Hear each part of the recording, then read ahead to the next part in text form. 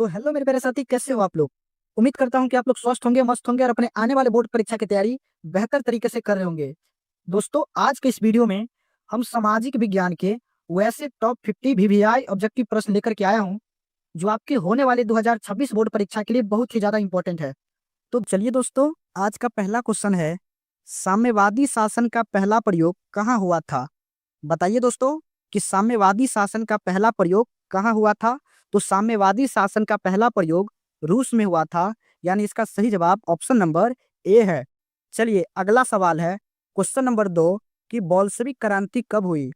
बताइए दोस्तों कि बोल्शेविक क्रांति कब हुई। तो बोल्शेविक क्रांति नवंबर 1917 में हुई थी, यानी इसका सही जवाब ऑप्शन नंबर बी है। और दोस्तों, किसी भी क्वेश्चन का आंसर अगर आपको पहले से पता होगा तो आप लोग हमसे पहले कमेंट बॉक्स में बताते चलिएगा। चलिए अगला सवाल है, क्वेश्चन नंबर 3, कि हिंद चीन पहुंचने वाले प्रथम व्यापारी कौन थे। बताइए दोस्तों कि हिंद चीन पहुंचने वाले प्रथम व्यापारी कौन थे। आपसे ये भी पूछ सकता है कि भारत पहुंचने वाले प्रथम व्यापारी कौन थे। तो इसका right answer option number C है, पुर्तगाली। चलिए अगला सवाल है, क्वेश्चन नंबर 4, कि औद्योगिक क्रांति की शुरुआत कहाँ हुई। बताइए दोस्तों कि औद्योगिक क्रांति की शुरुआत सबसे पहले कहाँ हुई। तो औद्योगिक क्रांति की शुरुआत इंग्लैंड में हुई थी, यानी इसका सही जवाब ऑप्शन नंबर बी है। दोस्तों, इस वीडियो के माध्यम से हम जितने भी सामाजिक विज्ञान के ऑब्जेक्टिव प्रश्न को देखने वाले हैं, आपकी होने वाली 2026 बोर्ड परीक्षा के लिए बहुत ही ज़्यादा इंपॉर्टेंट है। तो आप लोग सारे प्रश्न को अच्छे से याद कर लीजिएगा। चलिए अगला सवाल है, क्वेश्चन नंबर 5, कि गिरमिटिया किसे कहते हैं। बताइए दोस्तों कि गिरमिटिया किसे कहते हैं। तो गिरमिटिया अनुबंधित मजदूर को कहते हैं, यानी इसका सही जवाब ऑप्शन नंबर ए है। चलिए अगला सवाल है, क्वेश्चन नंबर 6, कि विश्वव्यापी आर्थिक संकट किस देश में आरंभ हुआ।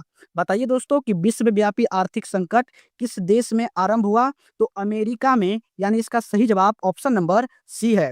चलिए अगला सवाल है, क्वेश्चन नंबर 7, कि गुटेनबर्ग का जन्म किस देश में हुआ था। बताइए दोस्तों कि गुटेनबर्ग गुटेनबर्ग का जन्म किस देश में हुआ था। तो गुटेनबर्ग का जन्म जर्मनी में हुआ था, यानी इसका सही जवाब ऑप्शन नंबर डी है। चलिए अगला सवाल है, क्वेश्चन नंबर 8, कि फूट डालो और राज करो की नीति किसने अपनाई। बताइए दोस्तों कि फूट डालो और राज करो की नीति किसने अपनाई। तो फूट डालो और राज करो की नीति अंग्रेजों ने अपनाई थी, यानी इसका सही जवाब ऑप्शन नंबर ए है। चलिए अगला सवाल है, क्वेश्चन नंबर 9, कि भारतीय राष्ट्रीय कांग्रेस के पहले अध्यक्ष कौन थे। बताइए दोस्तों कि भारतीय राष्ट्रीय कांग्रेस के पहले अध्यक्ष कौन थे। तो पहले अध्यक्ष व्योमेश चंद्र बनर्जी थे, यानी इसका सही जवाब ऑप्शन नंबर बी है। आप लोग याद रखिएगा कि भारतीय राष्ट्रीय कांग्रेस के पहले अध्यक्ष व्योमेश चंद्र बनर्जी जी थे।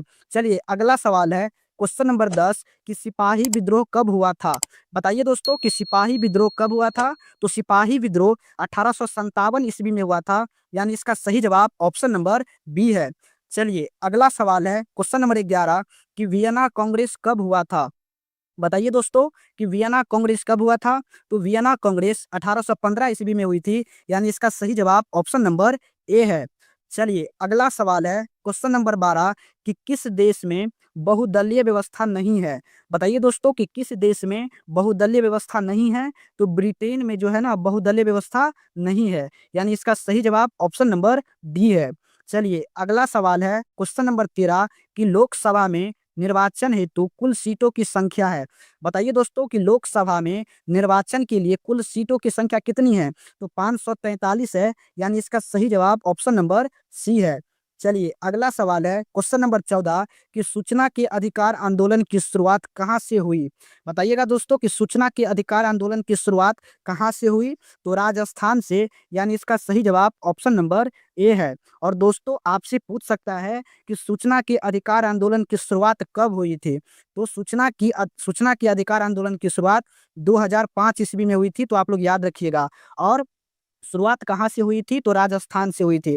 चलिए अगला सवाल है, क्वेश्चन नंबर 15, कि भारत में लोकतंत्र की सफलता में क्या बाधा है। बताइए दोस्तों कि भारत में लोकतंत्र की सफलता में क्या बाधा है। तो अशिक्षा भी है, गरीबी भी है और बेरोजगारी भी है। यानी भारत में लोकतंत्र की सफलता में क्या-क्या बाधा है? यानी बाधा का अर्थ होता है रुकावट, यानी अशिक्षा भी है, गरीबी भी है और बेरोजगारी भी है। इसी सब के कारण क्या है, भारत में लोकतंत्र की सफलता में क्या है जी? बाधा है। इसका right answer option number D है। चलिए अगला सवाल है क्वेश्चन नंबर 16 कि गठबंधन की सरकार बनाने के लिए किस प्रकार की दलीय व्यवस्था की जरूरत है? बताइए दोस्तों कि गठबंधन की सरकार बनाने के लिए किस प्रकार की दलीय व्यवस्था की जरूरत है? तो बहुदलीय व्यवस्था, यानी इसका सही जवाब ऑप्शन नंबर सी है। चलिए अगला सवाल है क्वेश्चन नंबर 17 कि भारतीय जनता पार्टी के प्रथम अध्यक्ष कौन थे? बताइएगा दोस्तों, भारतीय जनता पार्टी यानी बीजेपी है ना, बीजेपी पार्टी के प्रथम अध्यक्ष कौन थे? तो बीजेपी पार्टी के प्रथम अध्यक्ष अटल बिहारी वाजपेयी जी थे, यानी इसका सही जवाब ऑप्शन नंबर डी है। चलिए अगला सवाल है क्वेश्चन नंबर 18 कि भारत में सेवा क्षेत्र को सामान्यतः कितने भागों में बांटा जा सकता है? बताइए दोस्तों कि भारत में सेवा क्षेत्र को कितने भागों में बांटा गया है? तो सेवा क्षेत्र को 2 भागों में बांटा गया है, यानी इसका सही जवाब ऑप्शन नंबर ए है।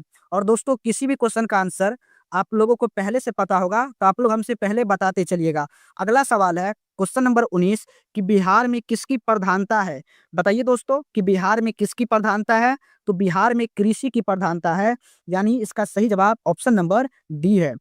इसीलिए ना कहा जाता है कि बिहार जो है वह कृषि प्रधान देश है, यानी बिहार में जो है ना कृषि सबसे ज्यादा होती है। चलिए अगला सवाल है क्वेश्चन नंबर 20 कि बिहार के किस जिले की प्रति व्यक्ति आय सर्वाधिक है? बताइए दोस्तों कि बिहार के किस जिले की प्रति व्यक्ति आय सर्वाधिक है? तो पटना जिले की, यानी इसका सही जवाब ऑप्शन नंबर ए है। चलिए अगला सवाल है क्वेश्चन नंबर 21 कि विनिमय का सर्वोत्तम माध्यम क्या है? बताइए दोस्तों कि विनिमय का सर्वोत्तम माध्यम क्या है? तो विनिमय का सर्वोत्तम माध्यम मुद्रा है, यानी इसका सही जवाब ऑप्शन नंबर डी है। चलिए अगला सवाल है क्वेश्चन नंबर 22 कि मुद्रा का प्राचीनतम रूप है? बताइए दोस्तों कि मुद्रा का प्राचीनतम रूप क्या है? तो मुद्रा का प्राचीनतम रूप वस्तु मुद्रा है, यानी इसका सही जवाब ऑप्शन नंबर सी है। चलिए अगला सवाल है क्वेश्चन नंबर 23 कि महात्मा गांधी दक्षिण अफ्रीका से भारत कब वापस आए? बताइएगा दोस्तों, काफी इंपॉर्टेंट प्रश्न है कि महात्मा गांधी दक्षिण अफ्रीका से भारत कब वापस आए? तो 1915 ईस्वी में, यानी इसका सही जवाब ऑप्शन नंबर सी है। चलिए अगला सवाल है क्वेश्चन नंबर 24 कि निम्न में से किसको प्राथमिक क्षेत्र कहा जाता है? बताइए दोस्तों कि इनमें से प्राथमिक क्षेत्र कौन सा है? तो प्राथमिक क्षेत्र में कृषि क्षेत्र आता है, यानी इसका सही जवाब ऑप्शन नंबर बी है। और दोस्तों आप लोग याद रखिएगा कि औद्योगिक जो है वह द्वितीय क्षेत्र में आता है और सेवा हमारा क्या है तो तृतीय क्षेत्र में आता है। यानी प्राथमिक क्षेत्र में कृषि क्षेत्र आता है और द्वितीय क्षेत्र में क्या आता है जी? औद्योगिक क्षेत्र। और तीसरा क्षेत्र में क्या आता है? तो सेवा क्षेत्र। चलिए अगला सवाल है क्वेश्चन नंबर 25 कि लखनऊ समझौता किस वर्ष हुआ? बताइए दोस्तों कि लखनऊ समझौता किस वर्ष हुआ? तो लखनऊ समझौता 1916 ईस्वी में हुई थी, यानी इसका सही जवाब ऑप्शन नंबर ए है। तो दोस्तों इस वीडियो के माध्यम से अभी तक हम लोगों ने 25 ऑब्जेक्टिव प्रश्न को किया है। तो आप लोग बताइए कि अभी तक में आप लोगों ने इस 25 ऑब्जेक्टिव प्रश्न में से आप लोगों ने खुद से कितना प्रश्न को सही किया? आप लोग हमें कमेंट बॉक्स में जरूर लिखकर बताइएगा कि अभी तक में आप लोगों ने कितना प्रश्न को सही किया। और दोस्तों अगर वीडियो आपको पसंद आती है तो एक लाइक जरूर कीजिएगा। चलिए अगला सवाल है क्वेश्चन नंबर 26 कि भारतीय रिजर्व बैंक की स्थापना कब हुई? बताइए दोस्तों कि भारतीय रिजर्व बैंक की स्थापना कब हुई? तो 1935 ईस्वी में, यानी इसका सही जवाब ऑप्शन नंबर बी है। और दोस्तों भारत का जो केंद्रीय बैंक है वह रिजर्व बैंक ऑफ इंडिया है, तो याद रखिएगा। और इसकी स्थापना जो हुई थी वह 1935 ईस्वी में। चलिए अगला सवाल है क्वेश्चन नंबर 27 कि लेनिन की मृत्यु कब हुई? बताइए दोस्तों कि लेनिन की मृत्यु कब हुई? तो लेनिन की मृत्यु 1924 ईस्वी में हुई थी, यानी इसका सही जवाब ऑप्शन नंबर डी है। चलिए अगला सवाल है क्वेश्चन नंबर 28 कि अंतर्राष्ट्रीय महिला दिवस कब मनाया जाता है? बताइए दोस्तों कि महिला दिवस कब मनाया जाता है? तो महिला दिवस 8 मार्च को मनाया जाता है, यानी इसका सही जवाब ऑप्शन नंबर डी है। चलिए अगला सवाल है क्वेश्चन नंबर 29 कि समाजवादियों की बाइबिल किसे कहा जाता है? बताइए दोस्तों कि समाजवादियों की बाइबिल किसे कहा जाता है? तो समाजवादियों की बाइबिल दास कैपिटल को कहा जाता है, यानी इसका सही जवाब ऑप्शन नंबर ए है।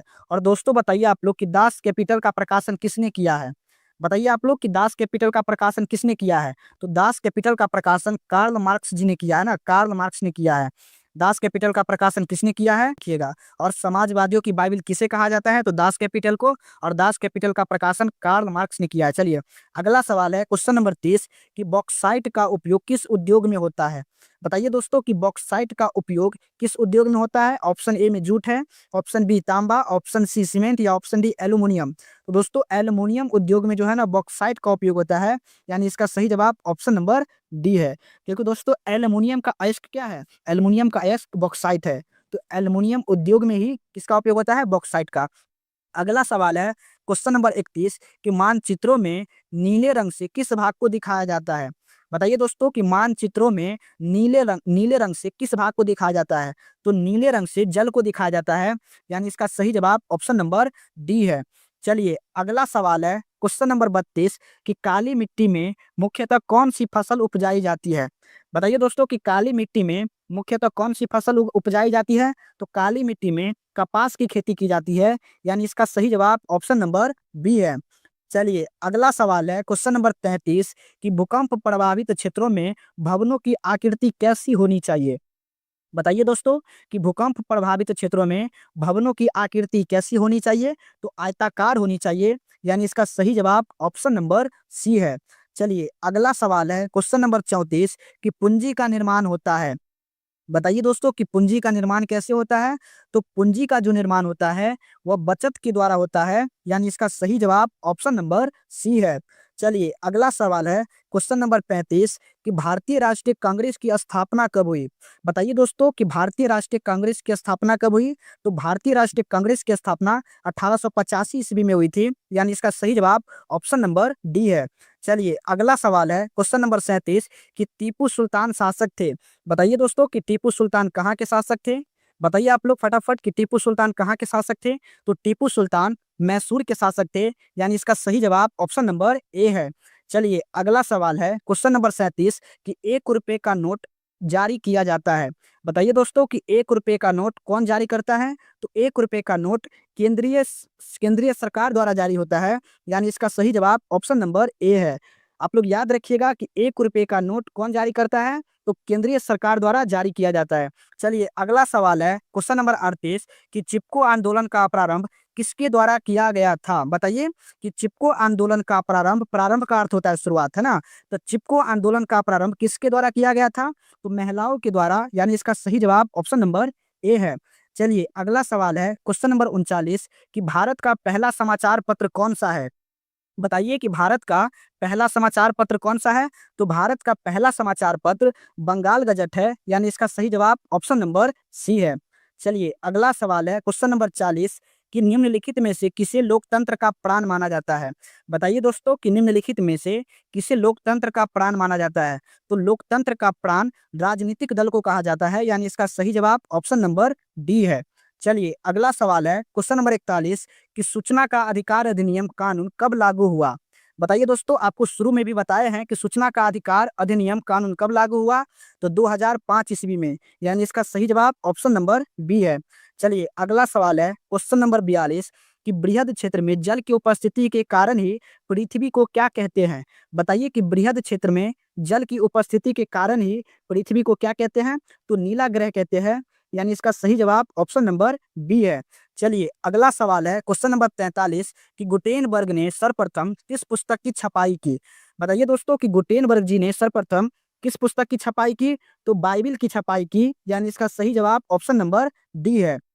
चलिए अगला सवाल है क्वेश्चन नंबर 44 कि किस क्षेत्र को तृतीय क्षेत्र कहा जाता है। बताइए दोस्तों कि किस क्षेत्र को तृतीय क्षेत्र कहा जाता है। तो सेवा क्षेत्र को तृतीय क्षेत्र कहा जाता है, यानी इसका सही जवाब ऑप्शन नंबर ए है। चलिए अगला सवाल है क्वेश्चन नंबर 45 कि भारत का केंद्रीय बैंक कौन सा है। बताइए दोस्तों कि भारत का केंद्रीय बैंक कौन सा है। तो भारत का केंद्रीय bank reserve bank of India है, यानी इसका सही जवाब ऑप्शन नंबर ए है। और दोस्तों इसकी स्थापना 1935 ईस्वी में हुई थी। चलिए अगला सवाल है क्वेश्चन नंबर 46 कि देश के बांधों को किसने भारत का मंदिर कहा था। बताइए दोस्तों कि देश के बांधों को किसने भारत का मंदिर कहा था। तो पंडित नेहरू जी, यानी इसका सही जवाब ऑप्शन नंबर सी है। दोस्तों देश के बांधों को किसने भारत का मंदिर कहा था। तो पंडित नेहरू जी कहे थे।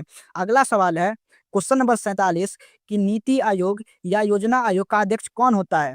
बताइए दोस्तों कि नीति या योजना आयोग का अध्यक्ष कौन होता है? तो प्रधानमंत्री होते हैं, यानी इसका सही जवाब ऑप्शन नंबर सी है। चलिए अगला सवाल है क्वेश्चन नंबर 48 कि जलवेरायन एक संस्था थी।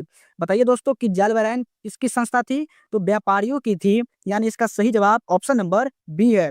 चलिए अगला सवाल है क्वेश्चन नंबर 49 कि कांवर झील स्थित है। बताइए दोस्तों कि कांवर झील कहाँ स्थित है? तो कांवर झील जो है वो बेगूसराय जिला में स्थित है, यानी इसका सही जवाब ऑप्शन नंबर सी है। कांवर झील कहाँ स्थित है? बेगूसराय जिला में।